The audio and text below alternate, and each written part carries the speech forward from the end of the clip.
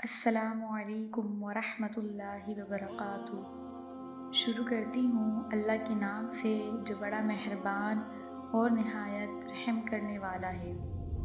آپ سب دیکھنے اور سننے والوں سے گزارش ہے کہ میرے چینل کو سبسکرائب کریں تاکہ ہر آنے والے نئے ویڈیو کی نوٹیفیکیشن آپ تک پہنچ سکے۔ ایک شخص کے ہاں صرف بیٹیاں تھیں۔ ہر مرتبہ اس کو امید ہوتی کہ اب تو بیٹا پیدا ہوگا، مگر ہر بار بیٹی ہی پیدا ہوتی۔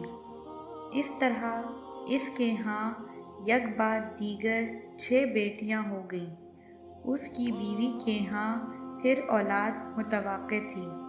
وہ ڈر رہا تھا کہ کہیں پھر لڑکی پیدا نہ ہو جائے۔ شیطان نے اس کو بہکایا، چنانچہ اس نے ارادہ کر لیا کہ اب بھی لڑکی پیدا ہوئی تو وہ اپنی بیوی کو طلاق دے دے گا۔ اس کی غلط فہمی پر غور کریں، بھلا اس میں بیوی کا کیا قصور؟ رات کو سویا تو اس نے عجیب و غریب خواب دیکھا۔ اس نے دیکھا کہ قیامت برپا ہو چکی ہے۔ اس کے گناہ بہت زیادہ ہیں جن کے سبب اس پر جہنم واجب ہو گئی ہے، لہذا فرشتوں نے اس کو پکڑا اور جہنم کی طرف لے گئے۔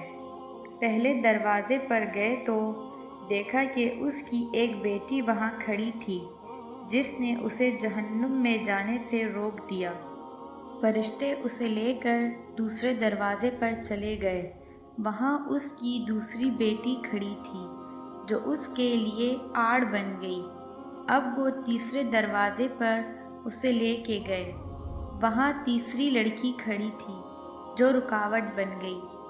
اس طرح فرشتے جس بھی دروازے پر اس کو لے کر جاتے تو وہاں اس کی ایک ایک بیٹی کھڑی ہوتی جو اس کا دفاع کرتی اور جہنم میں جانے سے روک دیتی۔ غرض یہ کہ فرشتے اسے جہنم کے 6 دروازوں پر لے گئے، مگر ہر دروازے پر اس کی کوئی نہ کوئی بیٹی رکاوٹ بنتی چلی گئی۔ اب 7واں دروازہ باقی تھا۔ فرشتے اس کو لے کر اس دروازے کی طرف چل دیے۔ اس پر گھبراہٹ طاری ہوئی کہ اس دروازے پر میرے لیے رکاوٹ کون بنے گا۔ اسے معلوم ہو گیا کہ جو نیت اس نے کی تھی غلط تھی۔ وہ شیطان کے بہکاوے میں آ گیا۔